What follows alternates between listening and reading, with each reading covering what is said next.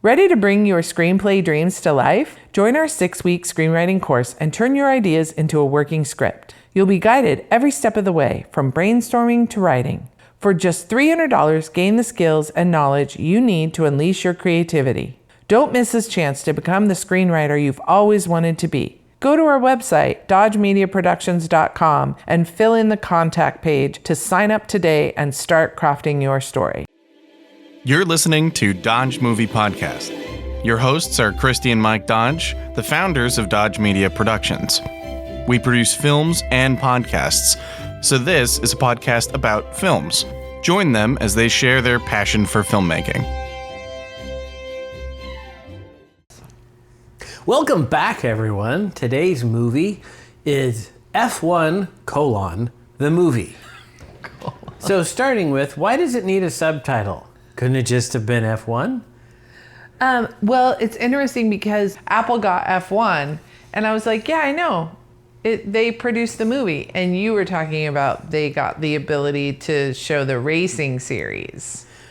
Yes, I don't think the two are timed in a particular way. I think it just coincidentally happened that way. But maybe that's why they needed the colon, to use your pronunciation, because people get confused. Although I never say F1 the movie when I'm talking, like, have you seen F1 the movie?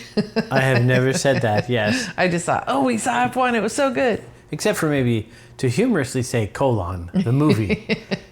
It just struck me as odd on every piece of marketing collateral. But that does make sense if they knew they were negotiating for the rights, that they were thinking next year when they try to push it out on DVD or something. I don't know. To me, especially if it's a visual, if you see Brad Pitt, you know it's the movie. Nobody's going to be confused that, oh, is he a racer now? It seems appropriate that Apple would be associated with F1 because F1 is the single most expensive form of racing. Right. So of all the people to throw big buckets of money at something, it would be Apple. What's interesting is there hasn't been an Apple-sponsored car in ages. There used to be, huh? For one race or one season, Apple in the, I think, 80s sponsored a car. I feel like I saw that rainbow apple that was very 80s on a car. In the modern era, with their white Apple logo, that seems like it would go very well on the side of a vehicle. Nonetheless, the movie itself, I think, was the best movie that Hollywood could possibly have made about racing. It was not strictly accurate. There were some narrative shortcuts, maybe you might call it, in that the crashing was a lot more prevalent than it actually is in the current era.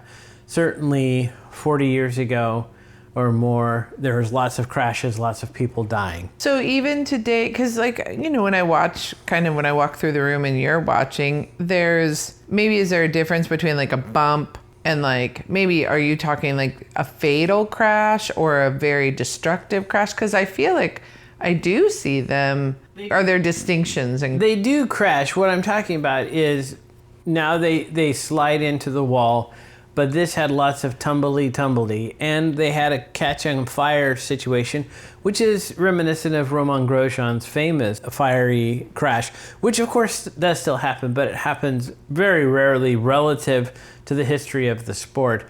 But it makes for more interesting stuff. It was one of the crashes reminded me of Mark Webber's famous crash. So I could tell that the filmmakers were trying to recognize the history of the sport, and they just had to compress it into one movie. So everything all happens in the same season, which doesn't most cases happen. Go a couple seasons before you have somebody flipping over end as a rule now. But that's why I said it's the best movie that Hollywood could possibly have made, given the constraints that they're trying to package it into 2 hours of entertainment. So you have to squish some things in there in a way that maybe isn't strictly accurate. But other than that, I think they did a fantastic job of making sure it was realistic. I told people after I heard that the director was the Top Gun Maverick guy, and Kaczynski is his name, that it reminded me of that from a plot perspective, that it's like the screenwriter was given a dozen milestones they had to hit. Like, I need you to have this in there. I need you to have that in there. And that was the structure of their screenplay, and then they had to kind of connect the dots in a way that made sense, which it did. For example, the Carrie Condon character, I think calls back to Bernie Collins, an Irish race engineer who's now a commentator.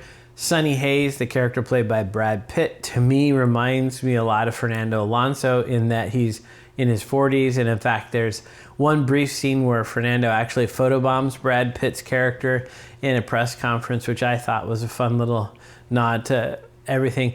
So to me, it was done by people who know and love F1. And they were just trying, like I said, in the constraints of trying to make an entertaining 2-hour movie, there are certain things, certain forces on play that you kind of have to just deal with. But other than that, I thought it was really well done.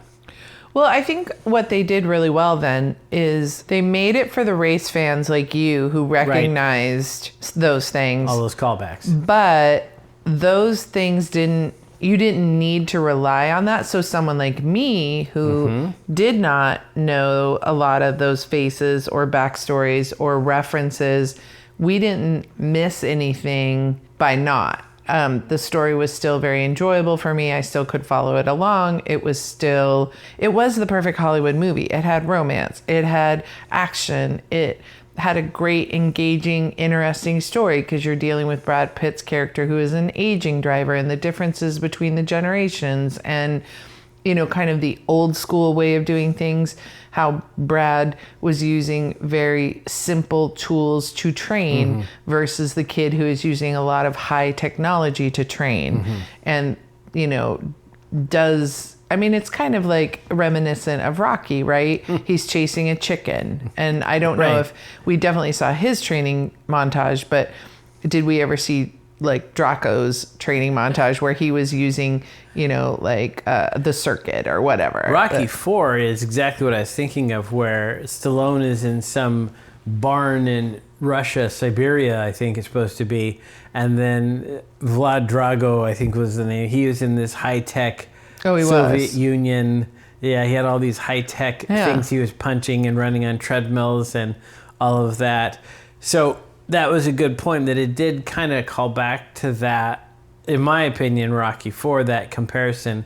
I don't know that would work now to do just kind of like a tennis ball and Chuck Taylor Converse, but a lot of it is really basic stuff. So maybe like they showed him exercising his neck by leaning on the bed in his hotel room. Seems like for that purpose, body weight exercise would probably work. I don't know. But is that a case of how do you put a value on experience? Right. So Brad clearly had more time behind the wheel than the young kid. And so, I'm sorry, I don't know the actor's name.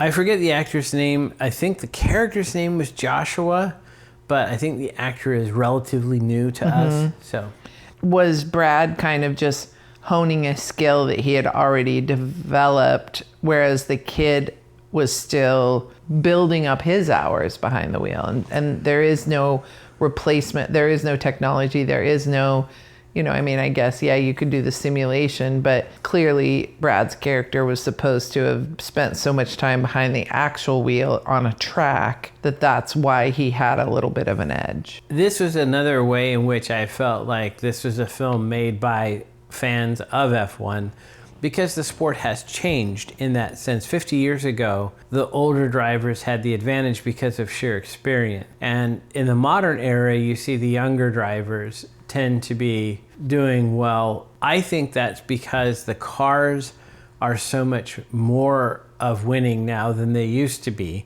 Driver skill isn't as important as it once was. And now getting a young person who has no sense of their own mortality, they will push to the edge probably more so than somebody who has seen their friends crash and die. That was a good kind of premise for the movie, because that is a bit of a transition. And like I said, Fernando Alonso is just a miracle in the sense that at his quote-unquote advanced age, he's still very competitive. And I think it's hard to argue that he's one of the best drivers on the grid and perhaps one of the best drivers of all time. So he's a little bit of an anomaly, but that's okay to have the Brad Pitt character be that kind of anomaly. And we see that he's competing at 24 Hours of Daytona, which shows the audience that he still has skill. And it's my experience that in that style of racing, the older drivers are more competitive than F1. F1 seems to be a little bit more like tennis in that sense. Like this year, Kimi Antonelli got a ride at 17 years old. It just kind of reminds me of Jennifer Capriati was 14 or something when we first heard about her. Is it that the reactions are so quick? I think it's really, like I said before, more that the drivers have no sense of their own mortality. I think that's kind of the dominant factor at play here, because experience does count for so much. So it brought that in. Now, I will say, like the original Top Gun, this had, the romantic plot, and I think the movie would have hung together without it entirely. Maybe there's a director's cut that just drops that entirely. Much like the original Top Gun, as I have famously said, I watched it in the student union, and whenever the planes were on screen, the guys stopped eating, were staring at the screen, and the girls were eating and talking to each other. And then when Kelly McGillis came on screen, it swapped. I noticed this very strong gender difference in how both groups of people enjoyed the movie. This one, I'm not upset at the plotline with Carrie Condon, but I didn't need any romance in my racing movie. It could have just been a racing movie, and I would have been happy. Very masculine of you to say that.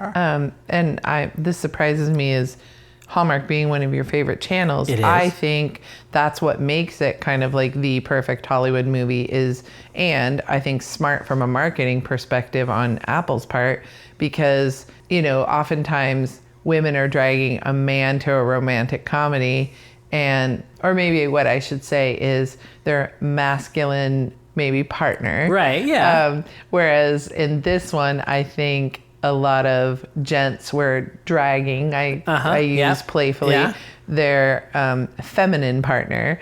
And so give those folks something to be interested in the story. And so I don't know if I needed it, but I definitely enjoyed that part of it. Although I didn't really, how do I say this? I didn't really feel like they were in love.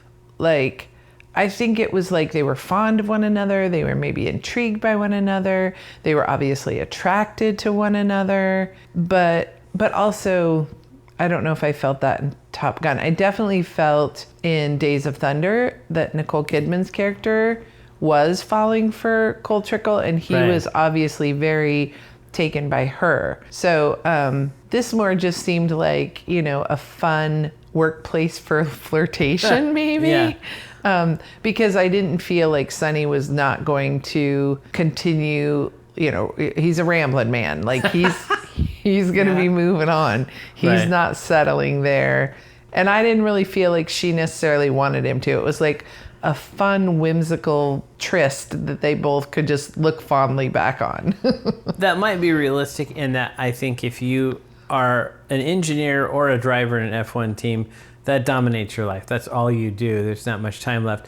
I thought this landed halfway between Days of Thunder, where there's very much a romance going on, and Ford v Ferrari, where there was a woman who played Christian Bale's wife, and she had a couple scenes, but there is no romance there. Mm-hmm. She was just in his life, but that wasn't even a subplot. That was purely about the car and the racing. And this landed somewhere in between.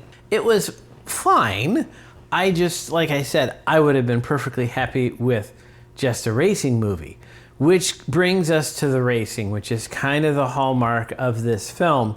There's a little featurette on YouTube that Brad Pitt is in where they talk about how they filmed it. And it is amazing to see they came up with these smaller cameras. Sony did some work. Wait. And they came up with, this is some cojones. Or I don't know what, or this. Talk about shooting for the stars, right? Right. The fact that you can go to Sony and say, we want you to make this camera that can do this. Yeah, we like your camera, but it needs to be smaller and lighter. The fact that you have the, muscle or whatever it is. The juice. Yeah, to be able to ask Sony to make you a camera is just amazing. And they did. And yeah, I'm not one that generally, because I get wrapped up in the movie. Like when I first went to film school, my mom said, isn't this going to ruin your enjoyment of movies? And it generally doesn't. I appreciate them more because now I see I know what it takes sometimes to pull off some of these shots, and so I can be impressed and kind of like a nod to the filmmaker. And so, but for the most part, I get lost in the story. But this one, it was so impressive to see the different camera angles. And I know that when you're looking at the driver and then we quickly pan to look down the track, I'm like, I know they didn't have a giant rig on that. I know they didn't have a chase car. I know they didn't have a crane on that car. So it was just like, how did they do it? So yeah, this featurette was amazing to be able to see that they had these robotic cameras that they could turn them quickly and program them to follow the action and do what they wanted them to do. And it was just amazing. Some number of years ago in F1, they brought in this halo concept. It's basically a built-in roll cage. It used to be they were one of the few remaining series where it was completely open. And for safety purposes, they wanted to add this. And the way they built it to maintain visibility was they put the vertical pillar directly in front of the driver. And intuitively, most people think, well, that's actually going to cause vision problems. But the drivers rarely look straight ahead for any reason. They're looking to the sides as they get to a turn. They want to see their entry and their apex. So it doesn't actually bother them as much as you might think it would. And then for this, they mount the cameras in exactly where the driver really wants to look. And Brad, I think in that featurette, but in one of the interviews, talked about how driving the cars became difficult because there is a camera right in your eye line where you're trying to see to not crash into things. But that's what we do in film. Does it make it harder for the actor? Who cares? It'll look better. Like, suck it up, boy. You're getting paid a lot of money. But they said that one of the things they had to do was F1 cars and all race cars do not have spare anything. They're cut down to the smallest and lightest thing they possibly can. So part of the challenge was finding where to put the batteries and the other accoutrements with those remote controlled cameras. I also wonder, they didn't talk about it, but I also wonder about the speed of wireless communication to be able to get the responsiveness that they would need to have some guy who's not in the car watching the video and then turning the camera to pan from Brad Pitt's face across the track. Definitely an incredible feat of engineering. I wouldn't be surprised if they get one of those Nerd Academy Awards that they don't let you see on television but happened the day before. Just the technological achievement of that seems like it would be fantastic. Mm-hmm. But also to make, I think, coming back to what you said before, to make a film that lands for both the fan of racing as well as the novice. That is an amazing accomplishment by itself, and perhaps this guy Kaczynski has a magic touch. People I know liked both Top Gun Maverick and this film. I, of course, not the biggest fan of Tom Cruise's oeuvre, so I'm not a big fan of Top Gun Maverick, but apparently this director has a good sense for finding that line to make things accessible to the regular person. I think it stands as a fine movie by itself. Even if I could see if you didn't follow any sort of motorsport, you would find that an enjoyable film. Absolutely. And it was smart on F1's part to participate, and I don't think the movie could have been made if they didn't give them their wishes and allow them the access. I mean, just the access to all the races, the ability that they allowed, and I know it was on pre-qualification stuff, but to allow a driver out with the other drivers, that takes a level of kind of like trust and right. to give them that access. But really smart, because not only is the film a commercial for F1, mm-hmm. but the person I talked to yesterday who had seen it a couple weeks ago now has done a deep dive on Drive to Survive on Netflix. So yeah, they are creating new fans. So it was very, very wise of F1 to take this leap and kind of give Apple and the executive producers, Bruckheimer, the access. I do consider this to be a 2-hour-long commercial for F1. But an enjoyable commercial, because you don't like commercials, so. I don't. But to me, it's very obviously, you mentioned Drive to Survive. I think we could roll back and we talk about Hard Knocks really kind of started the modern era of docuseries about sports. It had a level of production value, of picture quality that was just above and beyond. There have been many that have followed in its footsteps. The other thing that I was reminded of was the Ultimate Fighter series. Back in the day, people probably don't remember that UFC was considered very fringe, this blood sporty thing. There were some senators who were trying to ban it, and in order to get that mainstream acceptance, they very specifically created this reality show to make it more mainstream, and it was incredibly successful. I see this as a little bit in that realm of making a mainstream thing to get people who are not racing fans to be involved. And Drive to Survive, we have our friend who she admitted she kind of binged it as well, really got into it watching the series. And I think all the different sports are doing those now to try to humanize the endeavor and get people connected to the athletes as humans. What I know Brad Pitt talked about in interviews, but I don't know came through in the movie, was the degree to which they are athletes. I remember talking to a person, perhaps labeled as a know-it-all, who said, oh, all you have to do is turn a wheel, it's not athletic. And to which my point was, have you ever done it? Then maybe you don't know. It's incredibly hard to drive your car at speed. When people would say that the goalie in hockey doesn't do much, they don't realize that he's actually tense the entire time. And even if you're driving a street car around the track for an hour and a half at speed, you're tense. But then those cars are so much faster. The G-forces are incredible. And I don't know how you would capture that with sound or video. But speaking of sound, I have to say a tiny bit of a criticism. We paid the extra dollars for the butt kicker seats because I thought of all movies where you would want that extra rumble, it would be a racing film, only to discover that it wasn't connected to the engine sound. It was connected apparently to the soundtrack. And I think when thinking about it, they probably don't actually do a separate track for the butt kicker seats. It's probably just connected to the bass channel like your subwoofer. A little disappointing. I think that's an opportunity missed. I think that would have been really cool if they'd matched the rumbling of your seat with the RPMs in the car. I guess. Or at times when you would expect a car to, I know just from driving my car, and maybe this gives away that I'm a bit of a speed demon, but when you're braking and going around a corner, your car kind of tends to shake a bit. And so anytime they were cornering, to me, is an opportunity to have those butt kickers rumble. Right. And yeah, I was, immediately when one of the songs started and I can feel my seat rumbling in time with the beat, and I'm just like, wait a second. Yeah. I thought it would rumble in time with the car, how the car would react. I wanted that, we didn't do IMAX. I was talking to somebody and they want to only see it in IMAX, which right. I think here in the Portland area, our only opportunity is out at our science museum, OMSI, I believe is the closest IMAX. I don't know, but I think that's what they said too.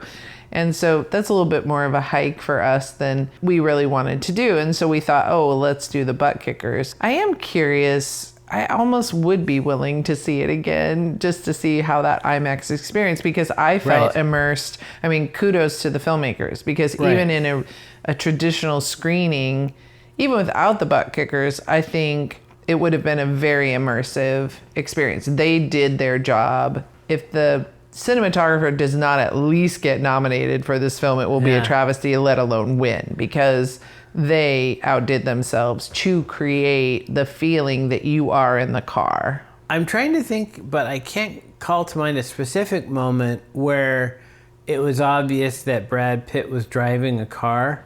But I think I said after the film came out that you could tell, and I have said this before, starting with Dax Shepard's Hit and Run, that a person's eyes look different when they're really driving a car at speed. I haven't seen an actor that can fake that. It's an intensity where your brain thinks, we're about to die, I need to focus up here. And you can see this in most of the time when they put people in a process trailer. Yeah. And I was watching a series on streaming. I'm not going to name names because I don't want to shame the actor. But the lead actor, whose name you've heard of, is supposedly driving a pickup truck and having a conversation with someone. And it's so obvious it's on the back of some trailer because he's like moving the wheel back and forth like a toddler would. And you can tell from the way he's talking and looking at the passenger that he is in no danger of hitting anything. Versus, let's call out Seth Rogen in a good way. Yes. Because in the studio, I think it's the Oner. It's the Oner. Yeah, in the Oner episode, he is driving for reals. He's driving fast, and probably maybe we need to rewatch it and look at Ike. Yeah. Because apparently Ike was scared to death because Seth was driving so fast. And you recognize that because I think you called it out the very first time we watched it, and you said Seth is really driving. Yeah. But he said if you look at Ike, you can really tell he's driving because Ike was scared to death. You cannot fake that terror. So I did like this. I could watch. This is fair because I watched the races. I could watch in-car footage for many, many hours. That movie could have been 2 or 5 times as long, and I would have sat through the whole dang thing. I did enjoy that. I know they were, in some sense, crafted races. They weren't real. It was a guaranteed outcome. But I still enjoyed watching the racing and the different things. There were a couple little things where you would say maybe that's not strictly true, but they didn't do the dumb thing you see in almost every film where the good guy downshifts and somehow gains 50 miles an hour speed to vroom past everybody. There's a little bit of that with him having soft tires, but softs can give you a second or 2 per lap advantage over the hards. So that's actually maybe a little exaggerated, but that was reasonable. One of the things that drives us crazy is they have to do some insert of the guy using the clutch as he downshifts and then suddenly races past everyone else. And I've said this on other movie reviews of racing films. You're going as fast as you can at all times. No driver is just half throttle. Well, maybe now I'll win. Right? They always are going as fast as they can possibly go at every time. And that's the one thing that you don't see is how ragged and on the edge those cars are going. What did you think about, because you've talked to me about different, there's almost like a strategy to how the teams try to game the system. Oh, yes. So as far as parts that they put on, parts that they take off, different modifications, and it almost seems like the authorities have to stay one step ahead of the teams because the teams are always trying to kind of, not so much cheat, but I don't know if that's the right word. So how, because there was a little bit of that in this, how true to what did this feel? I think they cleaned it up a little bit because F1, it was a commercial and they didn't want to emphasize the innovation there you go. that occurs in the race teams. So they did that. One of the things they have in there is the wind tunnel and the computational fluid dynamics. I noticed that they all used Apple computers and Apple monitors. I wonder why that was. Anyway, and we got the giggles the other day talking with another race fan about how there are supposedly limits on how much computation time a team can devote to that. Blink, blink. What? Somebody's not going to just unplug the drive and take it somewhere else and do more? I got to assume that all of that compute stuff is rife for the opportunity to innovate by using extra equipment and all of that. So there's some of that. There's also, like right now, the flexi wing thing was a big deal last season about as the engineers, did they do things in a way that changed it on the straights versus the turns. So they're always constantly doing that. And I think for race fans, that's actually part of the fun, is that within the rules, they find a way, an advantage, and then next season they close it. So to me, that's fun, but I could kind of see how F1 maybe didn't want to emphasize that with like Deflategate and some of these other things. Well, so there was, and I'm not remembering exactly, but I remember there's a storyline where somebody reported Sonny's team for doing something, and so they were going to be like... Yes. Did that ring true to you? I would say it did because there's so much of that politicking that goes on in F1.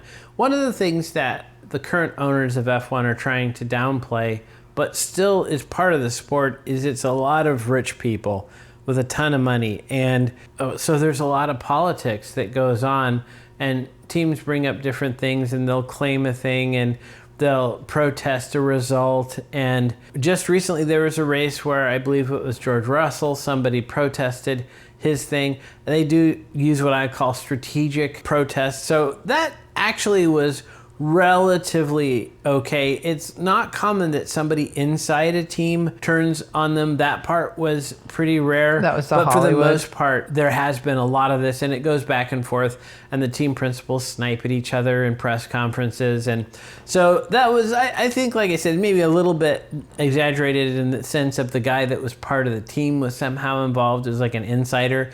In F1, they're really insular. I think if you were to give away info from your team, you would be done. You would never work again. So I think most people wouldn't do that as an insider. But the fact that there was a scandal and they maybe were going to lose, yeah, that's pretty realistic.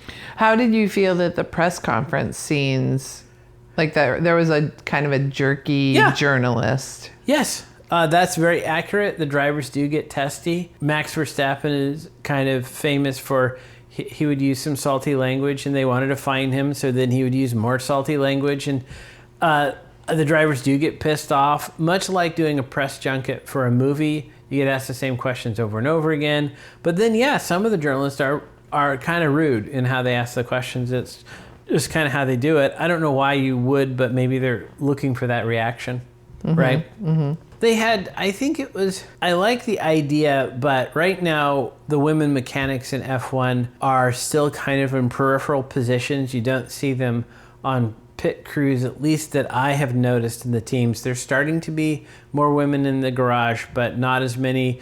And so they had the pretty blonde girl here that served kind of a valuable role narratively, and it was maybe, again, they maybe fudged it a little bit to have her being on one of the wheel guns at a pit stop, because I haven't seen that before. But again, they didn't go into that a whole lot. That is an area that there's a lot going on in the garage, and they probably could have shown that as well. One of the things that they didn't do, which I was surprised, is most F1 races, there's a celebrity in the garage, somebody, and so they cut to that in the middle of the race. Oh, look, here, it's Brad Pitt standing next to Toto Wolff.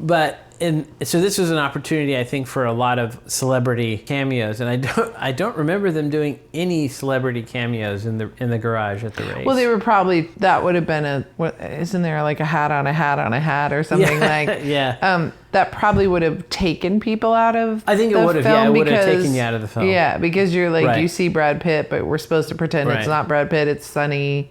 Yeah, or Sonny Hayes, Sonny Hayes. whatever. So maybe that's why they didn't do it. One of the things that people who follow the race would notice is because production was interrupted by the lockdowns, this movie took place over, the filming that they did inside the races took place over many seasons.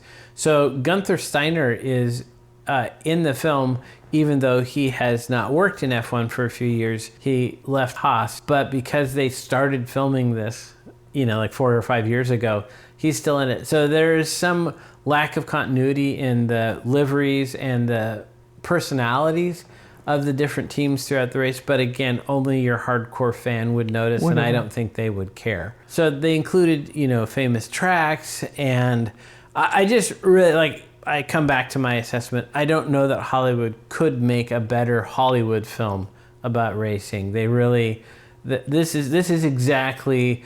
This is the equivalent of the first Transformers movie. If you turn Hollywood loose with an unlimited budget and tell them to go do a movie about giant robots or about F1, this is exactly what you get. You get people at the top of their game. I think everybody involved in this project should be very proud. I don't have anything I think they could have possibly done differently given the constraints of it's a big-time Hollywood film. And so we're speaking mostly from a filmmaking perspective, but as we unfortunately have to remind ourselves, it is a business. And so it seems like it's a success on that level as well. Yeah. I don't know the exact numbers. You have said like it was over 200 million to make. And that's a guess. I don't remember the exact number. I don't know what the number, we right. Should have looked this up before right now. But I believe it's made money. Oh, I would think so. And it is an interesting world how you do that calculation, because it used to be it was all box office. Right. And then we had VHS, and then it got a little bit weird. Like, Well, people would buy VHS, and then video stores would purchase copies for rental, and then streaming now. It's so confusing. I don't know how you even do that accounting. But the fact that I still see it on Apple TV's splash screen and it's still in theaters, I think it's doing just fine. But in a sense, how do you determine if it's successful? Is it purely box office?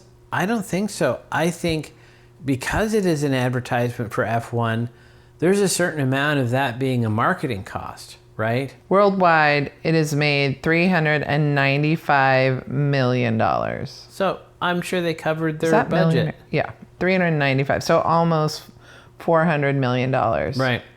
Now, I'd heard at So one that's a point success. something to the effect of, I thought this was Brad's biggest payday at, I think they said 20 million. But when you look at how much time he put into this project, it's been 5 calendar years he's been involved pretty heavily. And then the amount of physical training and the driving training and all of the things that he did. Is it worth 20 million? I don't know. But you can't say he did nothing. That guy has really worked his butt off. And in an interview, he talked about having pride in being a hard worker. And I have to say, I respect that. And I respect his efforts for this film. Before this film, I didn't dislike Mr. Pitt, but I wouldn't have said I was a big fan. But hearing him talk about this film and his experiences, I really do respect the effort he put into it and have become a fan. Like, go ahead, Brad. But we were talking this morning, another thing about him that I would not have predicted is he's exec producer, maybe creator of the Lego TV show Brickmasters. So, of course, don't you think all his kids have every single Lego F1 car kit that you would seem they would just deliver them to his door? Well, or at least Brad does. Yeah. His kids are broke, but he's got a great set. I don't know that I would have specific praise or criticism of the acting of any of the particular actors. I think they all did a fine job.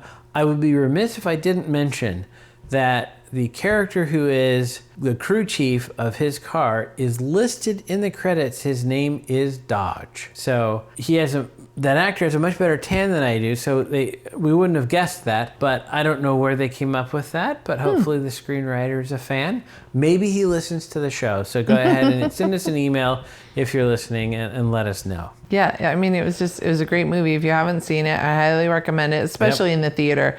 I mean, I think it can easily be enjoyed in your living room, but I think it enhances your experience to be in that darkened room, not distracted by devices, and just really fully immersed. That's, why we love movies, and that's why we go to the theater. And it almost makes me sad. A couple people have asked us where we saw this, and when I say the name of the theater, they said, "Oh, I didn't even know that was still there." And I was just like, I understand that. I think it was largely influenced by the lockdown when we just all had to get accustomed to watching things in our living room, and we still watch many, many, many things in our living room, but we both just thoroughly enjoy the experience. And I mean, we can lovingly recount and probably have on this podcast different films we saw as children. And so I think for both of us, the movie going experience is a special one still. And it just makes me sad. And I do worry that our current movie theaters will eventually become extinct, sadly, because not enough people are going. Although I have to say, when we went and saw F1, it was a pretty full theater. And so I hope I'm proven wrong. I hope that there are movies like this, Barbie and Oppenheimer was another one that I hear filmmakers talking about, like especially Seth Rogen. He's another big movie theater going, advocate. And so please, try to attend a movie here and there in a theater, because it is an experience that is still unique. And as filmmakers, we appreciate that And I'm as guilty as a lot of people of being a 2-screen watcher, but definitely when I'm in a movie theater, it's a 1-screen. I would say that to me it seems similar to music, where there's still a market for live music, even though you can stream music all you want with your Apple Music or Spotify or what have you. And yes, this film obviously benefits from a big screen, but especially once you have seen how they did the cinematography, it's really quite fantastic. I would think hesitation of promoting a Tom Cruise film, but Top Gun Maverick is a similar thing. Those are events where there's a lot of movement in a 3-dimensional space where it's going to be particularly beneficial to that. So you'd say like a Merchant of Ivory film, maybe you don't need the giant screen. I guess you'd see the lace really, really well. But this is one of those films, yes. And I think it's also a bit of a shared endeavor. It's something that you with the rest of the crowd can ooh and ah in a way that maybe you don't necessarily in other films. So yeah, this one I think is a good example of why theaters still have value in the era of a modern home theater. Right? Go to the outside theater, and that can be nice as well. But I think sharing it with a bunch of folks is kind of fun too. And this one, I don't remember a lot of oohing and awing in the film, but I do think there is a sense of a shared experience that makes some of these films better. Okay, that was a bit of a ramble, but I really enjoyed that film. I think I agree with Christy. Everyone should go see it. It's a good film to see, whether you like motorsport or not. Obviously, if you like motorsport, you'll probably enjoy it even more. Do you have any last comments before we say goodbye to our listeners today? Go see F1. Yeah. All right. Thank you for listening, everyone. And never forget, Dodges never stop, and neither do the movies. Thanks for listening to Dodge Movie Podcast with Christy and Mike Dodge of Dodge Media Productions. To find out more about this podcast and what we do, go to dodgemediaproductions.com. Subscribe, share, leave a comment, and tell us what we should watch next. Dodges never stop, and neither do the movies.